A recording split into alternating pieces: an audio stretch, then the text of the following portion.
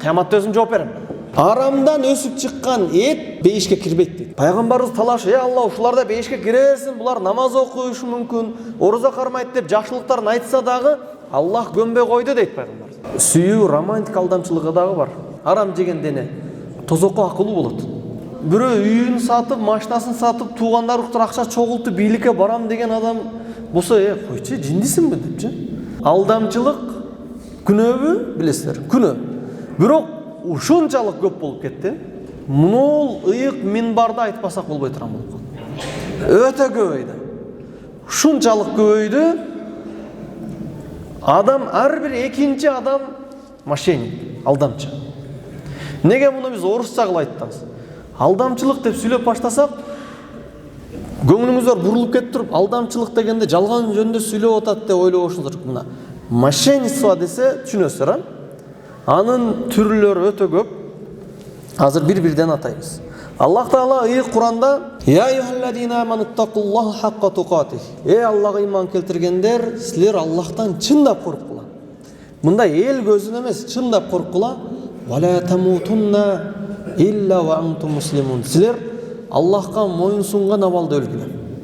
Ал дегени Аллахка моюн сунган абалда жаша, ошо менен өлгүлө деп айткан. Бул мошенничествонун, алдамчылыктын, айрыкча акча тараптан күчөгөнүнүн себеби биздин башыбызга келген эң чоң бале, эң чоң сыноо. Мурдагы коом ушул нерсе менен сыналбаптыр, туугандар. Аларда шухра оорусу болгон, мисалы бийликке жетип, бийликте болуш өзүнчө бир чоң нерсе болгондо ошол үчүн не деген курмандыктарды, жандарды кыйып берген, акчаларды коюп берген да. Азыр бул үммөткө бийлик деле анча авторитет эмес. Турамына жамаатыбыздын арасынан бирөө үйүн сатып, машинасын сатып, туугандары уктур акча чогултуп бийликке барам деген адам болсо, койчу, жиндисиңби депчи. Анткени ал бале бизге келген жок. Экинчи, бир доорлордо сыйкырчылык деген бале болгон. Ал нерселер дагы бизде анчалык эмес, бирок мындай алдамчылык аябай көп. Пайгамбарыбыз саллаллаху алейхи ва саллям айткан: "Ликулли умматин фитна". Ар бир үммөттүн фитнасы бар. Фитна деген чоң азгырык, ал балеге чалыгып чыга албай кала турган көйгөй бар. Ва фитнату уммати ал-мал. Менин үммөтүмдүн фитнасы, чоң балеси, азгырыгы бул акча. Акча ушундай нерсе экен, туугандар. Акчанын айынан туугандар бири-бири менен көрө албас болуп кетет. Достор душманга айланат. Бир сапта намаз окуган адам бири-бири менен мушташат. Бул акча. Бир доорлор болгон, акча үчүн көптөлө көйгөй болгон эмес. Бирок мунул бизге, пайгамбарыбыздын үммөтүнө, биз ушул акча маселесинен арыла албайбыз. Эгер арылган болсок эле жаннатка киребиз, туугандар. Бул оор болду чынын айтканда, бирок ушуну көтөрсөк эле иншалла кутулабыз. Пайгамбарыбыз саллаллаху алейхи ва саллям айтат: "Менин үммөтүмүн чоң фитнасы бул акча". Акча мусулман адамда болуш керек, бирок болгондо чөнтөгүндө болуш керек. Мээсинде болуш керек, эсебинде болуш керек, бирок жүрөгүндө болуш керек. Акча үчүн бирөөнү жаман көрүп, акча үчүн бирөө менен талашып, урушуп. Абдулла ибн Мубарак мурунда уккансыздар, бул чоң алым, сабак берип отурганда бул акчасы бар алым болгон, бизнесмен алым болгон да, содагер. Көйгөй болгон, жанында жардамчысы сабак өтүп аткан учурда келип кулагына шыбырап атат. Укту дагы алхамдулилля деп туруп уланта берди. Андан бир аз өтпөй дагы чуркап келди дагы, жакшыраак маанайда келип кулагына шыбырап айтты, алхамдулилля dedi. Кийин адамдар сурашты да: устаз, сиз неге ушул жерде ар бир кыймылы кызыктуу болор өткө? Анткени көпчүлүктүн ортосунда болот. Биринчи жолу айтканыңызда да алхамдулилля, кийинкисинде алхамдулилля дедиңиз. Сизге келген шеригиңиз биринчисинде жүздөр кызарган, кайгырган болуп келди, экинчисинде курсан келди. Сизде айырма жок болду. Десе айтат, биринчи келгенде биз жөнөткөн 3 кеме деген сөз 3 вагон товар чөгүп кеттирди. Көйгөй муну моментинде айтпасак, ушуга жараша тез аракет кылып басак, Биз убада берген адамдар бар, уят болуп калышы мүмкүн, акча кетти. Укту дагы, альхамдулилля дедим. Неге мен айтат, жүрөгүмө мындай тынчасам, ушул акчалардын баардыгы жүрөккө кирбептир дейт. Эми бар го, чоң банкрот болуп жүргөн адамдар бар. Билесиздер, аркасынан ал банкрот болгон адамдарды сыйлап калган адамдар бар. Машалла, ушунча убыткада дагы бул эч термелген жок. Анткени ал жүрөгүндө эмес. Эсебин чыгарат ал. Ушунча кетиптир, ушунча жылдык мээнет кетиптир. Бирок акча жүрөктө болбогондугу себептүү эсепте мээде гана турат, колдо гана болгондуктан альхамдулилля дейт. Абдулла ибн Мубарак ушинтип деди, альхамдулилля. Кийин кайра мен адашып кеттим деп кийинки келгенде шерик айтып ал биздики эмес экен. Ал кабар туура эмес экен десе, кайра келип калды да ошончо миллиондогон акчачы. Көп деле сүйүнүп кетпедим. Жүрөктүм мындай тынчасам, ошол эле абалда турат. Альхамдулилля. Бул окуядан эмнени алгыбыз келет? Булар Аллага жакын болгон ибадатта жүргөн адамдар да. Биз дагы аз акчабыз барбы, көп акчабыз барбы, ушуну жүрөктө кармабашыбыз керек да. Жүрөктө кармаса кандай билесиздерби? Мына бир жерде акча чогултмай болуп калды. Атайын бир эки адам акчаны аз берди же бербеди. Сиздер көп бердиңиздер да. Анан жүрөктө болгон болсо, ошол эки адам акча себепти жаман көрүндү. Анан кечке ошол жүрөктө да ойлонуп турат. Эгерде акча сизди жүрөгүңүздө эмес, колуңузда же мээде болсо, тирик бербе да деп коюп кетерсиз анча. Болду. Ага кайгырып айтасызбы? Демек акча сиздин колуңузда же мээде эле калды анча. Бирок ошону бербегендик себеп аркасынан түшүп, түнү менен ойлонуп чыга турган деңгээлде, же болсо чоңураак акча болгон болсо, жүз көрүшпөй уруша турган деңгээлде болсо, бул көйгөй. Биз алдамчылык жөнүндө сүйлөшүп атабыз. Пайгамбарыбыз ла я'тиянна алан нас заман. Мунул адамдарга бир замандар келет. Ла юбалил мар'у. Адам көңүл бурбай калат. Аби халалин ахадал мал. Акчасын халалдан алтабы, ау би харам же арамдан алтабы айырмаланбай калат. Азыр ушундай адамдар бар. Кээде бирөө-бирөөнүн акысын жегенде аралашып калсаң, коюң бул кыяматта жооп бериш бар деген сөздү этияттап айта турган болуп калдык да. Кокс ошонтип айтсаң, кыяматта өзүм жооп берем. Сөздү көрүп ушундай сөздөрдү көп угасыздар. Мунул заман келди да, кыяматта өзүм жооп берем дегени харамбы, халалбы, разница жок, мен ошо акчага жетсем болду деген. Бериң сиздики эмес экен, мунул нонук экен, чынын айткандачы, Кудайдан коркуң, кыяматта жооп берип каласыз деген сөз айтылса, ким тараптан болсунчу, кыяматта өзүм жооп берем. Өзү кыямат дегенде адам коркуш керек эле. Анткени арам жеген дене тозокко акылуу болот. Азыр алдамчылыктын түрлөрү көп. Алдамчылык дегенде акча алып туруп бербей жүрө берген бир алдамчылык. Азыр бир-бирден түрлөрүн эсептейбиз. Интернет алдамчылыгы бар. Чалып туруп интернеттин аябай түрлөрү көп го. Азыр фитна заманда турабыз. Сиздин телефонуңузду бузуп, жакын бир тууганыңыздын атынан видео звонок кылып дагы, мен палан тоонун артасында авария болуп калдым, срочно мынага акча которуңуз. Операция кылыш керек. Же болбосо жолдо калып кеттим. Ушундай алдамчылыктар бар. Бирок ошолор намаз окуйт бирок. Аз алдамчылыкты биз намаз окубаган мусулман эместер жөнүндө сүйлөшүп, мусулмандардын арасынан эле кудумда ойлошот окшойт. Келип 5 убак пешенеге сажданы коюп турса, Аллах Таала кечирет да буяга түз чыгат дегендей. Экинчи түр бар. Жасалма интернет дүкөндөр. Товарларды чыгарат, жөнөтөт, акчаны котортот, келгенден кийин башка товар. Дагы интернеттен ушундай чыкты.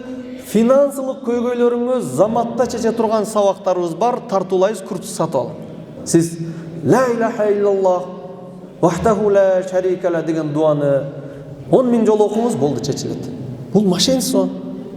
Жок шариятыбызда. Эгерде мен бир сонун дуаны үйрөтөм, ушуну кылсаңыздар чечилет деп туруп, чындап шариятта бар нерсени айтса башка нерсе, бирок 5-6 000 сомго али динден кабары жок эле жүрөт ушу телефондордочу. Таргет кетирип жүрөт. Жөнөтсө бир палан калиманы 10 000 жолу кайталап кой. Деп бияктагылар жин десе, мен жөнөттүм го. Мынакей. Оны эртерээк айтып койгондо сатып албайт элем. Бунун бардыгы алдамчылык. Финансылык пирамидалар бар. Аны билсеңиздер керек, сетевой маркет. Мынча акча кошпой, бир оңой акча, $10,000 кошпой, айына $400-500 акчадан келип турат. Болду. Анан ошону ишендирет. Биринчи ай, экинчи ай, үчүнчү ай, башты 5-6 айга чейин бериши мүмкүн, акыр аягында кол жуулат. Криптовалюта деген нерсе бар. Бун аркылуу фаталар болуп атат го, бул алдамчылык. Чоң акча. Пайгамбар нахан бай'ул гharар деген алданып кала турган соодадан кайтарган деп. Анан чет өлкөгө ишке орноштурабыз, виза ачып беребиз, жасалма документтер жасайбыз, жалгандан оорулуу болуп кайрымдуулук, ижарага квартира беребиз деген алдамчылар бар. Көпчүлүк студенттер, көпчүлүк муктаждар ушундай болот. Срочно 2000 которосун, андан кийин гана мен үйдү көрсөтөм. Которот болду, кол жууду ушул. Эң көйгөй жери сүйүү романтик алдамчылыгы дагы бар. Мен сага үйлөнүп коем, башка кылам деп туруп, кыздын өмүрүнө балта чапкан алдамчылык бар. Эң кызык жери ушул алдамчылык болуп атса, анын ушул алдап аткандын досу билет. Ич болбосочу, бир жанында бирөөлөр билет, унчукпайт. Мен неге бул алдамчылыктын чекеден атын айтып келип атасыз? Ушулардын бардыгын көрүп жүрөсүлөр дагы унчукпай коюп атасыздар да туугандар. Ушулар Аллахтын алдында чоң күнөө, бирок унчукпай коюп атасыздар. Бүгүн башка бирөөнү алдаса, эртең сизди алдайт. Мисалы, машина саткандар дээрлик жарым алдайт. Кээде жазып коет го, идеал деп. Кечегисинде бир автосалон сүйлөдү го. Эмнеге силер 20 жыл мурдагы машинаны идеал деп чыгартасыңар десе, клиент идеал десе, идеал деп айтабыз. Бул алдамчылык. Идеал эмес алчы. Айтыш керек, биздин рекламабызга берсең, мен айткандай кылып эле мынча деп, же абалы жакшы десең, жакшы деп эле айт. Антип ашырган алдамчылыкка шериктеш болот алар. Же болбосо бир авариядан машинаны жарымы түгөнүп калган машинаны кыркып туруп, башка авариядан машинаны жабыштырат, аны карапайым эл билбей турган деңгээлдечи. Бул таза мынакей. Акча келет чынын айтканда, бирок арамдан келет.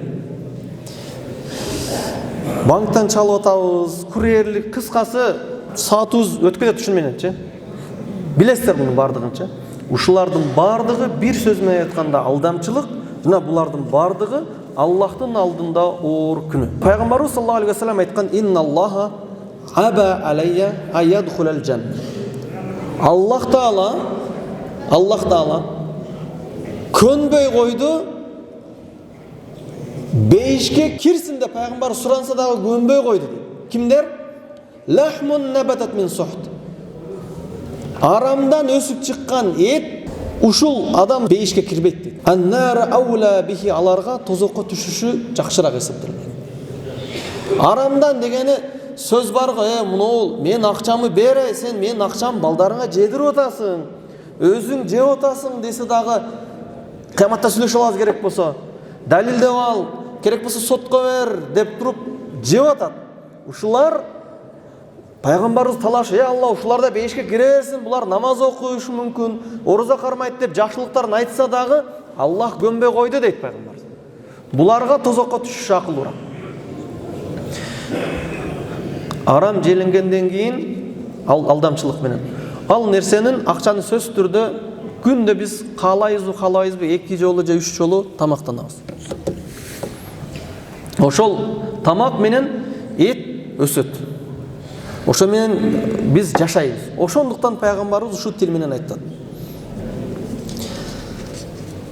Пайгамбарыбыздын доорунда бир сахаба келип: "Я Расулулла, мен да соодадан алданып калам" dedi.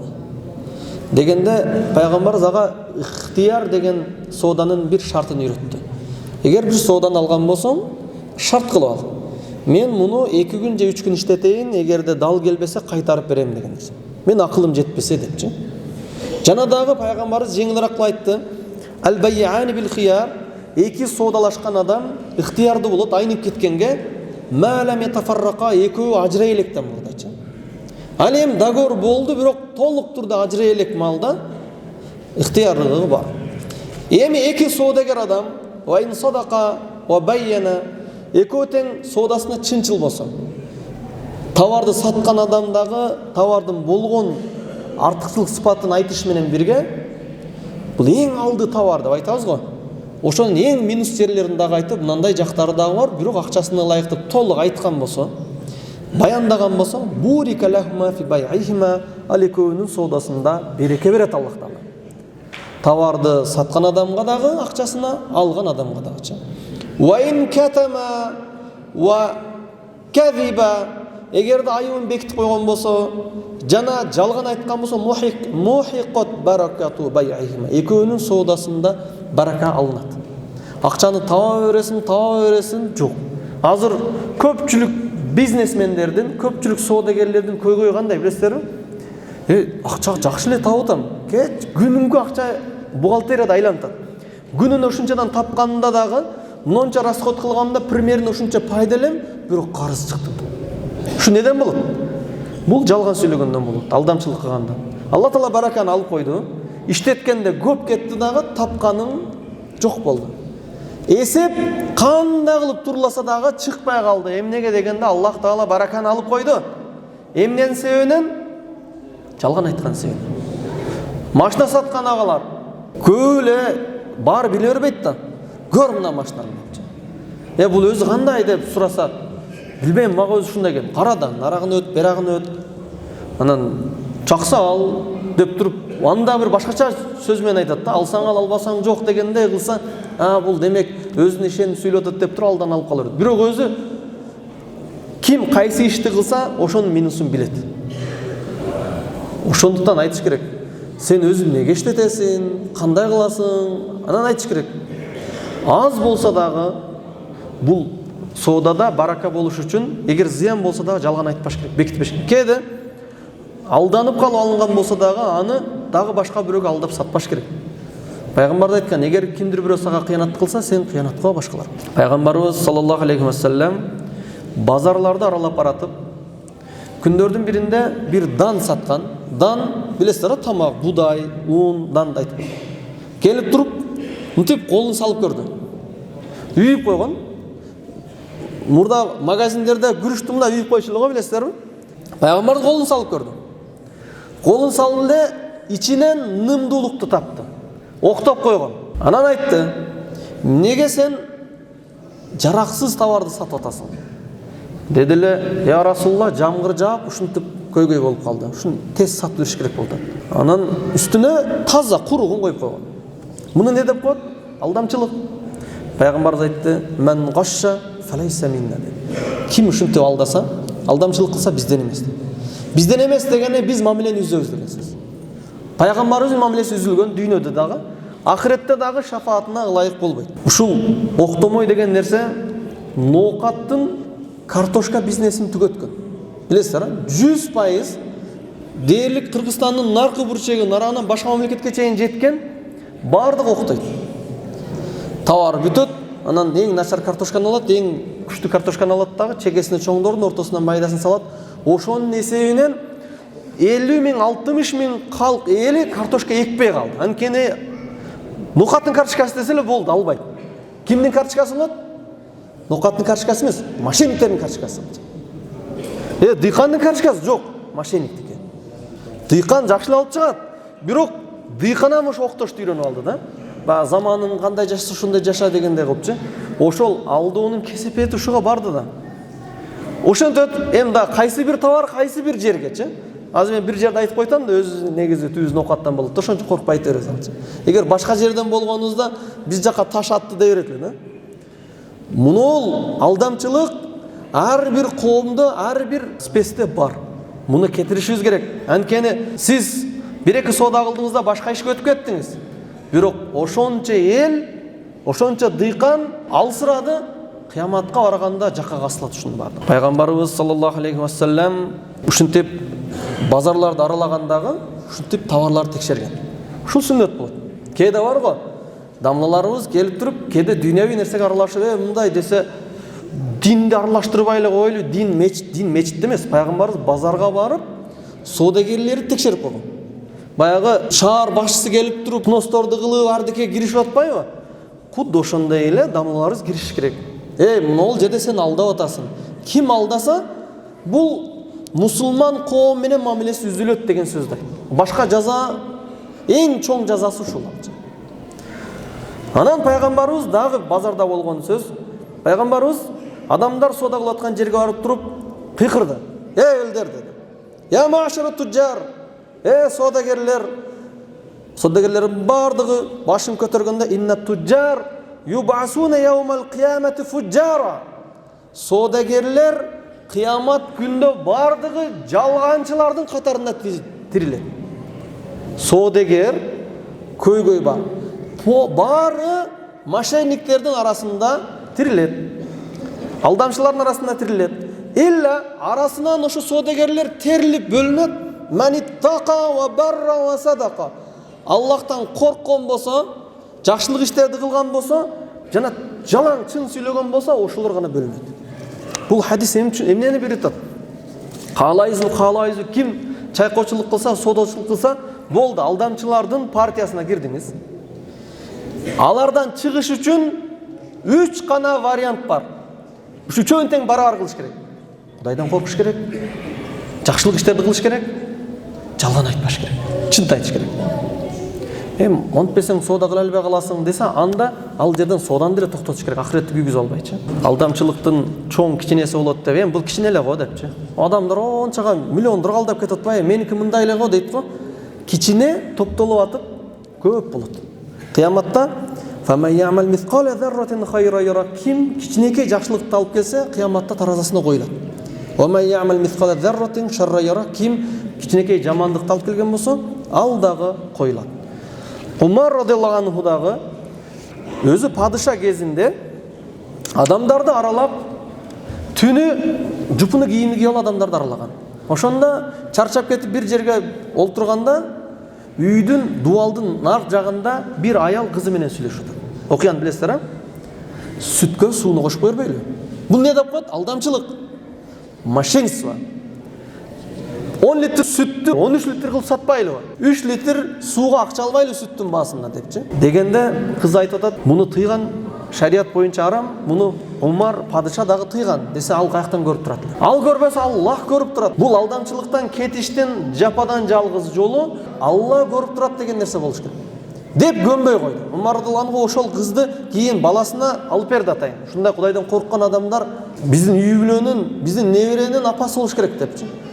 Бул эмнеден кабар билесиздерби? Бул өтө көп алдамчылардын арасынан алдамчы эмес адамдарды Умар радиаллаху дагы издеген да.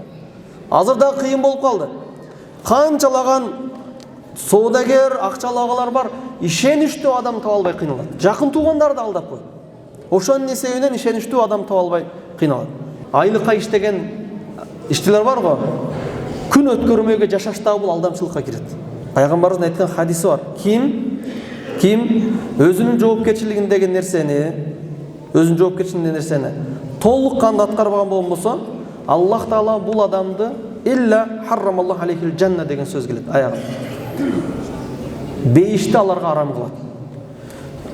Ошонун эсебинен айлык кылып коесуң. Көп айлык кылсаң дагы иштебей эле компьютер ойноп, же телефонго кирип, азыр ушундай болуп калды го.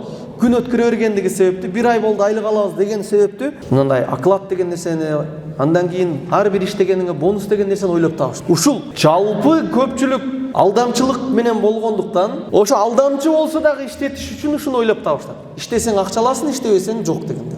Өзү негизи Кудайдан корккон адам, Алла көрүп турат деп туруп ишти көрсөтөт, кыла бериш керек эле. Күчү жетишинче. Пайгамбарыбыздын айткан сөзү дарраллаху бих, ким адамга зыянын берсе, ушул алдамчылыгы менен, албетте алдамчылык менен зыян берилет да. Бирөө алданып табар алат, алданып иши толук бүтпөй калат. Дарраллаху бихи, Аллах Таалага зыян берет. Ва ман шақаллаху алейх, ким бир адамдын ишин оорлоштуруп жүрсө, жанагы бир ишти бүтүрүп берем деди дагы чозуп жүрө берди да, акчасын иштетип жиберген. Аллах Таала бул адамга да кыйынчылыкты пайда кылат. Ошондуктан мына алдамчылык кылып аткан адамдар ойлонушубуз керек. Ким алдамчылык кылса ойлонсун. Бирөөнү алдаш менен өзүнүн жашоосун оорлоштуруп атат. Бирөөгө кыйындаштырыш менен өзү кыйындашып атат. Эгерде ким бирөөдөн карыз болуп туруп бергенге аракетин кылса, Аллах Таала жеңилдетет.